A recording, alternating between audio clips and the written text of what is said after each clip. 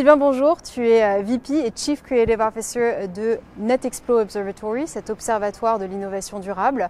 Est-ce que tu peux nous faire un point sur la méthodologie de NetExplo qui s'interroge sur le lien justement entre la technologie et la sustainability? Oui Julia, la méthodologie de NetExplo, c'est une méthodologie bien particulière, c'est la méthodologie des signaux faibles.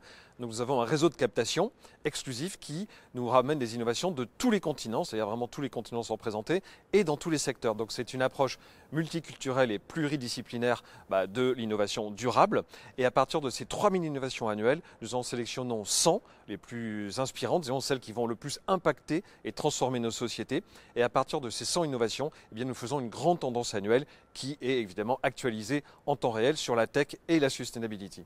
Alors justement, chez NetExplo Observatory, tu es en charge de l'offre Global Trends, c'est ce qui constitue l'ADN de l'observatoire. Est-ce que tu peux nous expliquer en quoi c'est pertinent, non seulement pour vos adhérents, mais aussi pour vos clients? Alors pour les clients, partenaires et adhérents de l'offre Global Trends NetExplo, eh bien c'est intéressant parce que ça offre d'une part une vision internationale, puisque nous captons l'innovation durable sur tous les continents et dans tous les secteurs, mais aussi un côté très opérationnel, puisque toutes nos illustrations sont des startups ou des labos de recherche qui fonctionnent, puisque un des critères de la sélection pour être dans le top 100 au NetExplo, c'est vraiment que les solutions soient opérationnelles. Donc c'est très concret et très prospectif sur les domaines de la tech et du sustainable. Alors justement, pour le lancement de Global Trends 2023-2024, vous avez choisi d'être ici à Station F. C'est le plus gros incubateur au monde avec plus de 1000 startups incubées. Pourquoi avoir choisi ce lieu? Deux points communs avec l'observatoire NetExplo, c'est la créativité, c'est un lieu d'effervescence créative évidemment, et puis aussi le côté sustainable parce que beaucoup de startups incubées ici à Station F sont sur le monde durable avec essayer de trouver des solutions concrètes, positives et constructives pour l'avenir. Tu es donc l'auteur d'une trilogie depuis 2021 qui s'appelle The New Now et le dernier épisode donc sort cette année, 2023-2024, et il s'intitule Get Real. Est-ce que ça veut dire qu'on doit revenir à la réalité? Oui, c'est ça, c'est un retour à la réalité. En fait, la réalité nous a rattrapés. Donc c'est une invitation à éviter le bullshit, à éviter le déni et à faire preuve de beaucoup plus de lucidité. Absolument Sylvain, et je vous propose justement tout de suite d'embarquer sur le premier épisode de ces Global Trends 2023-2024, ce premier épisode qui s'intitule Acknowledging.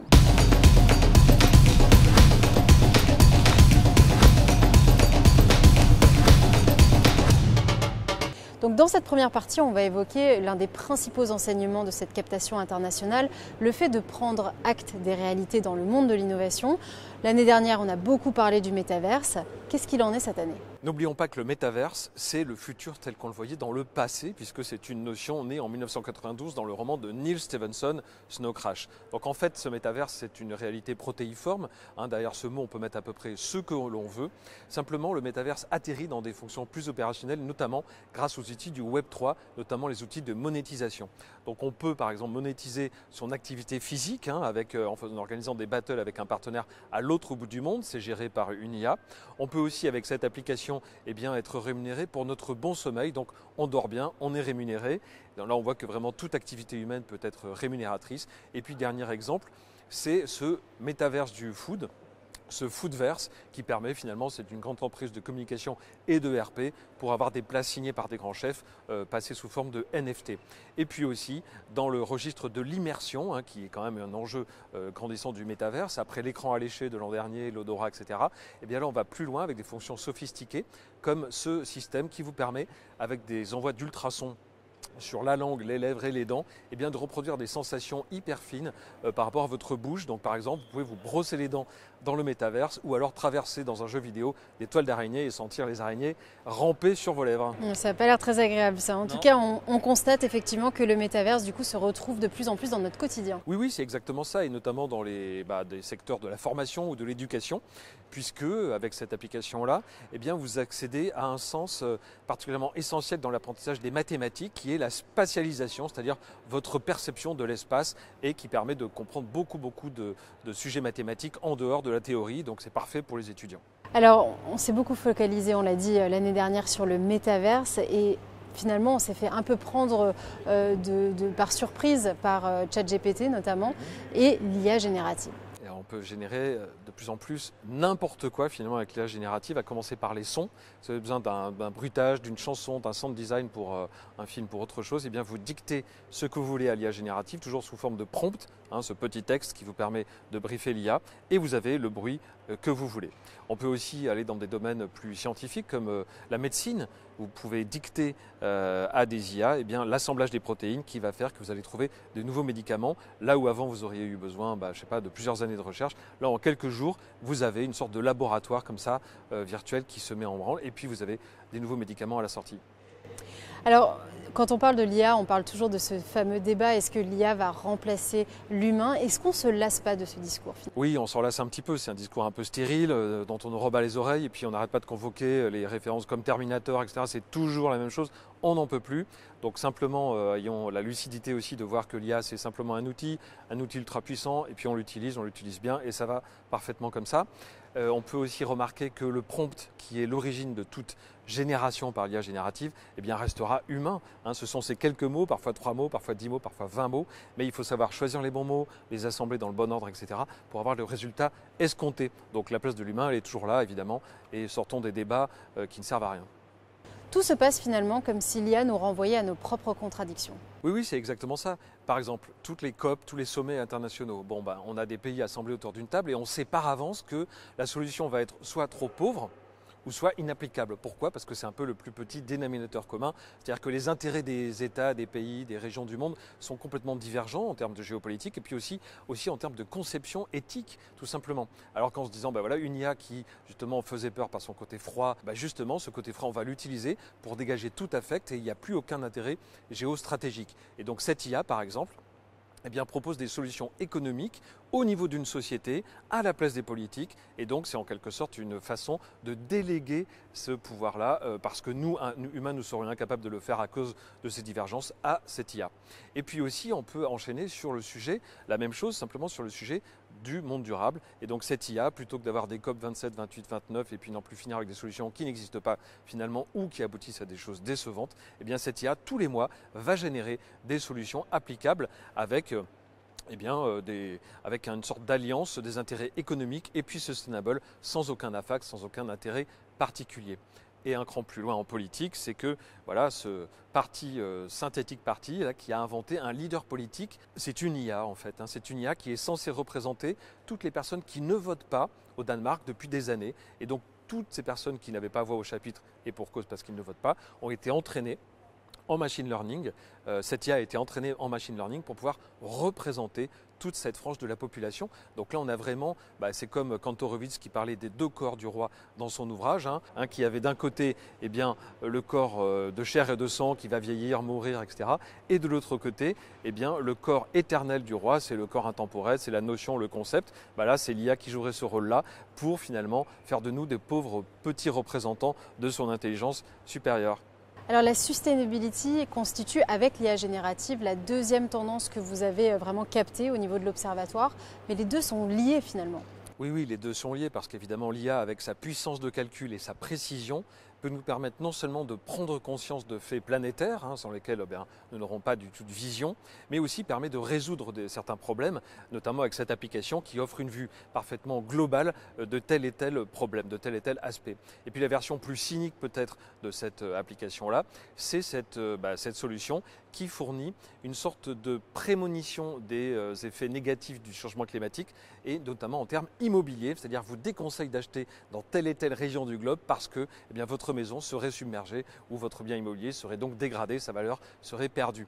Donc vous voyez, des applications très très différentes toujours par l'IA qui montrent finalement que l'intention restera toujours le principal. Comment est-ce qu'on peut penser le futur de l'IA générative? Alors déjà, on peut jouer à se faire peur. Donc on peut prendre par exemple la métaphore de ce fameux champignon Cordyceps qui est le héros de la série et du jeu vidéo The Last of Us. Donc c'est ce champignon qui prend possession d'un être vivant pour en faire un être vivant à sa botte, une sorte de zombie. Donc ce champignon en réalité s'empare par exemple des fourmis ou d'autres insectes et puis assèche complètement son corps pour s'en servir et puis après répandre ses spores. Donc on peut échapper à cette métaphore du cordyceps pour penser l'IA. On peut aussi la penser de façon plus responsable, plus lucide en faisant un outil tout simplement. Et puis aussi on peut, comme cette tentative-là, se dire que l'IA, plus personne ne peut la comprendre tellement elle est puissante et donc finalement pour prévoir l'avenir de l'IA, la confier à une IA. Alors une fois qu'on a fait ce constat avec toute la lucidité nécessaire, la prochaine étape c'est passer à l'action, s'adapter. Et c'est d'ailleurs le prochain chapitre de ces NetExplo Global Trends 2023-2024, s'adapter.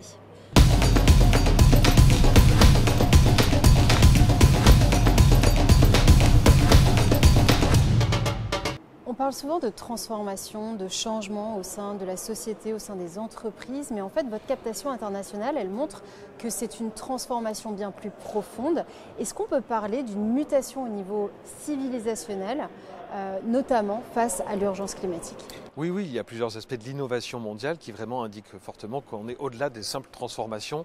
Là aussi, qui est un mot un petit peu diffus et dans lequel on met beaucoup de choses différentes. Par exemple, le domaine spatial, comment les premiers arrivants sur Mars vont-ils respirer ? Eh bien, cette start-up consiste à recréer une atmosphère respirable sur la surface de Mars. Voilà. Et aussi un autre champ, à part l'espace, qui est quand même une source d'inspiration très très forte, eh bien, il y a le quantique. Alors le quantique, c'est vraiment, on a l'habitude de dire, c'est l'armure d'Iron Man sur Tony Stark. C'est vraiment quelque chose qui va faire partir l'innovation dans des dimensions jamais connues. Donc là, ce projet mené par le CNRS montre que l'on peut déployer tout un réseau quantique à l'échelle d'une ville. Quantum City, ça pourrait être le titre d'un Marvel, mais en fait, c'est un réseau quantique à l'échelle de Paris. On a parfois l'impression qu'il y a un manque de créativité. On voit par exemple que les éoliennes, ça fait des décennies qu'on nous le présente comme le futur de l'énergie. Oui, alors pour l'énergie, c'est pareil. Est-ce qu'on doit reprendre toutes ces énergies-là qui n'en finissent plus d'être les énergies du futur, ou bien inventer de toutes nouvelles choses, comme par exemple l'énergie solaire de nuit ? C'est la captation des infrarouges de la nuit qui deviennent l'énergie. Donc l'énergie solaire de nuit, c'est quelque chose de contre-intuitif, mais qu'il faut prendre en considération. Idem pour l'existant. C'est parfois une histoire de redesign. Par exemple, les éoliennes que l'on connaît, simplement en se penchant sur le simple design de l'éolienne, on peut faire des éoliennes flottantes qui, de par ce nouveau design, justement, ont 2 fois plus de prise au vent, ne sont pas du tout invasifs pour les fonds marins et produisent 2 fois plus d'énergie.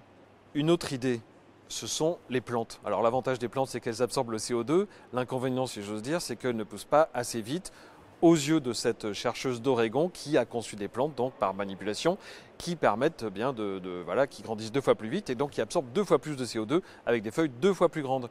Et puis aussi, par cet exemple d'avion, alors ça pour l'instant c'est simplement une histoire de carburant, c'est un carburant fabriqué à partir de CO2, mais pourquoi ne pas faire un peu d'extrapolation de science-fiction et pourquoi un avion en plein vol ne pourrait pas transformer le CO2 de l'atmosphère finalement en fuel et ainsi n'avoir besoin d'aucun carburant ? Alors de plus en plus, on entend cette idée que finalement l'innovation devrait rendre à la nature, c'est-à-dire qu'elle ne devrait pas que la respecter, mais voire même rendre. On constate aussi que finalement les systèmes les plus intelligents, les plus efficaces sont souvent dans la nature elle-même et que l'on peut s'en inspirer par biomimétisme pour créer de nouvelles innovations. Exactement. Et tu vois Julia, c'est vraiment aussi une histoire d'attitude par rapport au monde, par rapport à ce qu'on appelle la nature, le vivant, la biodiversité, etc. C'est une posture peut-être d'humilité, de respect. Donc un seul exemple par rapport à ce que tu évoques sur le biomimétisme. On parle souvent du biomimétisme animal. Il y a aussi le végétal. Vous voyez sur les rivières à l'automne, les feuilles qui flottent. L'université de Cambridge s'est mis en tête de recréer des feuilles comme ça. Simplement, ce sont des producteurs de fuel vert, de fuel propre, à partir du procédé de photosynthèse. Donc elles flottent et avec l'eau et le soleil, elles produisent ce carburant propre. Oui, donc là il s'agit d'un exemple assez positif, mais de temps en temps on peut être un peu plus limite dans notre manipulation du vivant. Est-ce que tu penses qu'on peut sortir de cette relation de domination de la nature ? Très intéressant, c'est aussi une question qui pose le problème en effet de notre rapport au monde. Donc tu vois Julia, on joue toujours avec la vie et la mort, c'est quelque chose de très ancré en nous et on ne peut pas s'empêcher de jouer avec ses limites. Donc par exemple, il y a cette innovation-là qui fait d'araignées mortes des pinces biodégradables finalement. On prend une araignée morte et on en fait un robot. Donc est-ce qu'on a le droit, de quel droit pourrait-on finalement se dire qu'on prend un être vivant mais pour en faire autre chose, pour en faire un robot? Et là c'est peut-être un rapport utilitariste à la nature comme on a eu depuis finalement des décennies et des siècles qui peut être remise en question éventuellement. À l'autre bout de l'échelle, on a parlé d'une araignée, le mammouth qui renaît de ses cendres, c'est un projet des chercheurs d'Harvard qui se disent que ce mammouth est capable de compacter ce qu'on appelle le permafrost, ce sol gelé qui contiendrait des gaz à effet de serre. Donc ressusciter le mammouth, c'est faire en sorte que ce sol soit toujours compacté et que ces gaz ne s'échappent pas. Donc là, on voit que c'est un rapport à la nature particulièrement limite, en tout cas qui interroge notre éthique et nos valeurs. Bon, face à l'urgence climatique, il faut évidemment s'adapter vite. Ça, du coup, nous mène à nous poser de nombreuses questions et de temps en temps des questions impossibles. Bon, alors, il y a le scénario de l'adaptation, il y a aussi le scénario de la préservation, de la restauration. Mais c'est vrai que l'adaptation paraît quelque chose peut-être de plus vraisemblable, en tout cas plus naturel. Et c'est vrai que cette question de l'adaptation nous oblige à passer au-delà de l'anxiété que l'on ressent, c'est-à-dire qui nous paralyse, ou du déni d'ailleurs, ou du bullshit, pour aller sur des solutions bien concrètes. Et c'est là qu'on voit qu'on a des questions cornéliennes, quasiment impossibles à trancher. Par exemple, eh bien, vous voyez, cette start-up produit des objets de maroquinerie en cuir de poisson. Mais c'est un poisson, c'est le poisson lion, qui était inoffensif et qui maintenant est devenu une espèce invasive qui détruit les coraux, qui, comme on le sait, sont évidemment essentiels pour la captation de CO2 pour donc notre planète. Donc la question est, faut-il exterminer toute une espèce de poisson pour la survie des coraux? Voilà le genre de questions très difficile, pas impossible, mais très difficile à trancher, auquel on va être confronté dans les années à venir. Est-ce qu'on ne va pas être tenté de protéger tout ce qui est en voie d'extinction, peut-être avec des jumeaux numériques? Pourquoi pas? C'est vrai que c'est la grande tentation avec le développement du métaverse, du double numérique, de la réalité virtuelle. En fait, on assiste déjà à des solutions finalement pour empêcher certaines choses de mourir, y compris au niveau culturel. Par exemple, là, toute une langue, la langue aborigène, la langue maori, va être transposée finalement dans une sorte de métaverse, de métaverse linguistique avec cette innovation-là. Et pour aller un cran plus loin, tout le gouvernement et le chef d'État de ce petit archipel-là, a acté le fait qu'il allait disparaître sous les eaux et donc a créé un double numérique de son pays en entier pour, dit-il, faire survivre sa civilisation, son territoire, sa langue, etc. Simplement, là, on a tout un tas de problèmes qui vont arriver, y compris juridiques. Est-ce que la population d'un État qui est sous l'eau, qui n'est donc plus habitable, est-ce que cette population continue encore à exister, à pouvoir exercer son droit démocratique, avoir des élections, etc. C'est tout un tas de questions civilisationnelles qui vont émerger. Et puis aussi, on peut faire un double numérique d'une langue d'un pays, mais aussi de son identité propre, un double qui nous survit après la mort. Et là, c'est toute la question des identités empruntables qui vraiment nous conduisent à survivre après la mort. C'est que toute notre personnalité est reproduite avec toutes les données que l'on peut trouver dans le cloud, le big data, etc. Et on peut être sollicité après notre mort. Vous pouvez même participer à des réunions post-mortem, etc. Et votre identité peut être aussi louée par des personnes encore vivantes parce que vous auriez tel et tel talent, telle et telle capacité. C'est tout un courant qui est en train d'émerger, d'avoir son double numérique. On le voit, le scénario de l'adaptation nous pousse à nous poser des questions, voire même à se remettre en question. Alors, quel nouveau rapport on va créer avec le monde pour un avenir plus constructif? C'est la partie 3 de ces NetExplo Global Trends 2023-2024. Listening.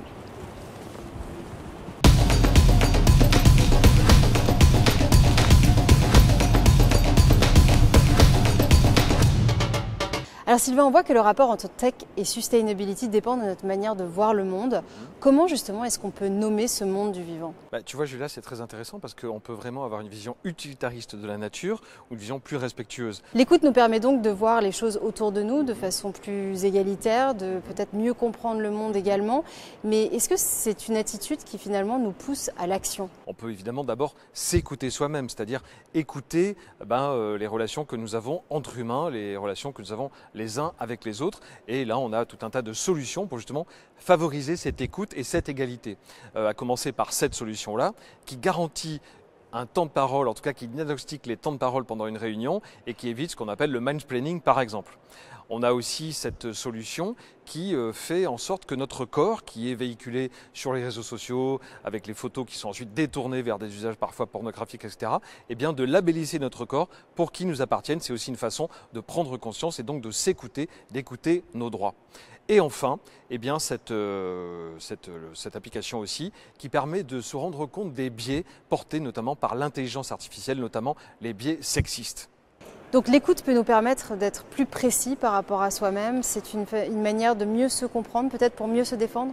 Oui, exactement. Et par exemple, ça c'est la deuxième façon de voir l'écoute aussi, c'est qu'on a toute cette problématique entre l'intelligence artificielle et les humains.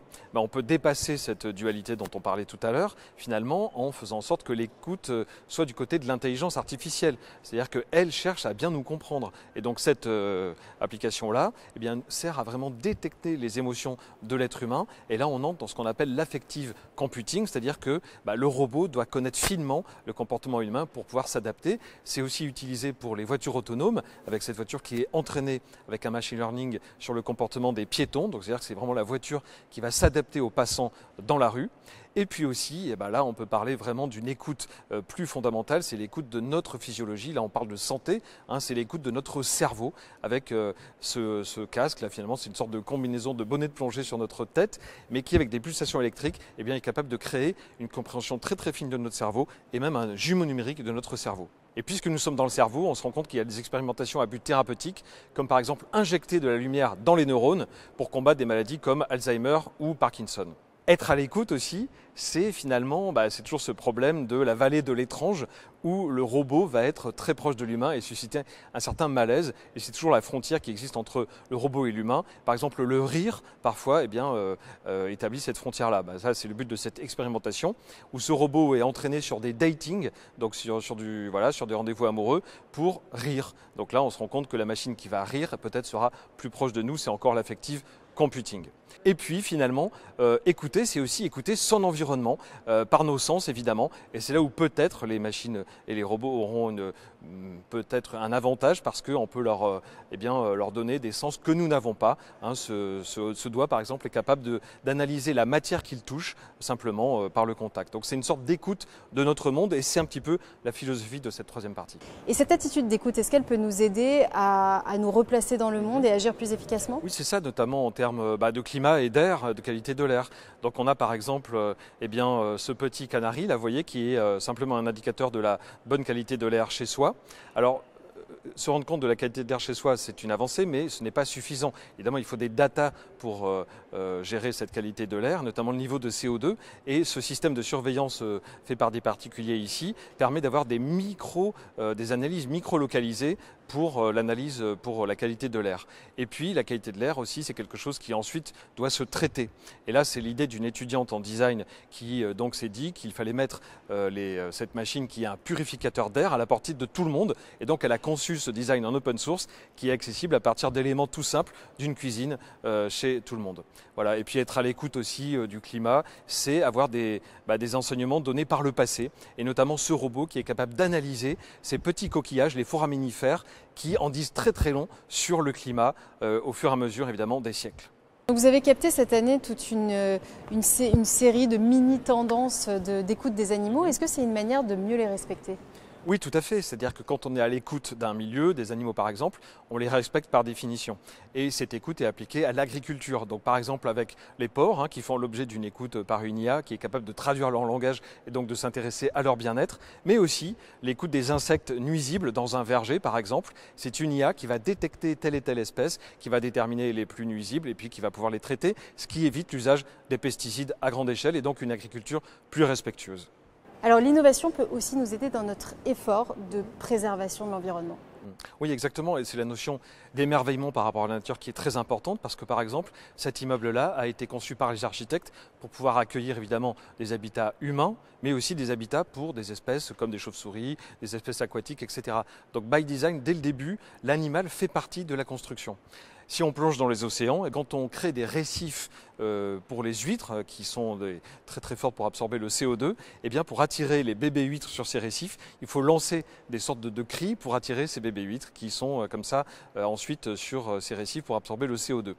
Et puis quand on parle des océans, aussi signalons cette caméra qui fonctionne sans aucune batterie, sans aucune pile, qui fonctionne simplement en s'alimentant grâce au son des vagues. Donc c'est assez poétique de voir cette caméra qui va voyager dans les océans alimentée par le son des vagues. Quand on parle de la lutte contre le réchauffement climatique, on parle souvent de la green tech, mais pas forcément de la blue tech, soit les innovations autour de l'océan. Pourtant, les océans sont vraiment une source inépuisable de solutions.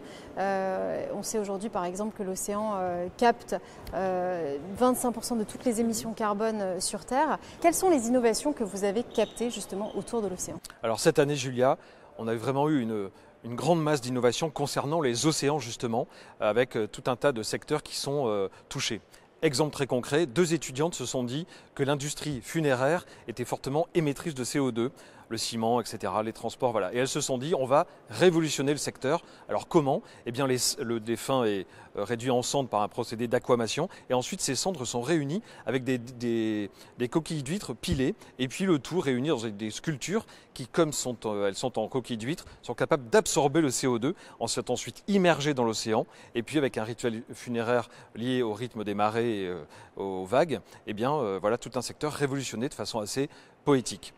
Et tant qu'on parle aussi des récifs, eh bien on peut signaler que le récif corallien, maintenant, n'a plus besoin d'être étudié de façon invasive. On n'a pas besoin de plonger, d'aller fouiller dans les recoins de ce récif. On peut cartographier tout un récif, le règne animal, le règne végétal, toutes les espèces, avec le son. C'est une IA qui est plongée au-dessus du récif corallien et qui va cartographier toutes les espèces vivantes. Alors ça, c'est très intéressant parce que ça montre que la position d'écoute, bon, le récif corallien, c'est une métaphore du monde global, hein, toutes les espèces sont à égalité, et surtout ce qui est intéressant, c'est les relations entre les espèces plus que les espèces elles-mêmes. Donc finalement, ce qu'on propose, cette nouvelle éthique autour de l'écoute pour essayer d'avoir un avenir un peu moins sombre, eh bien, se résume à cette histoire de relation entre les espèces, entre les êtres vivants. Donc l'année dernière, dans The New Now, tu nous invitais à devenir un cachalot. Cette année, si je comprends bien, tu nous invites à devenir un récif corallien.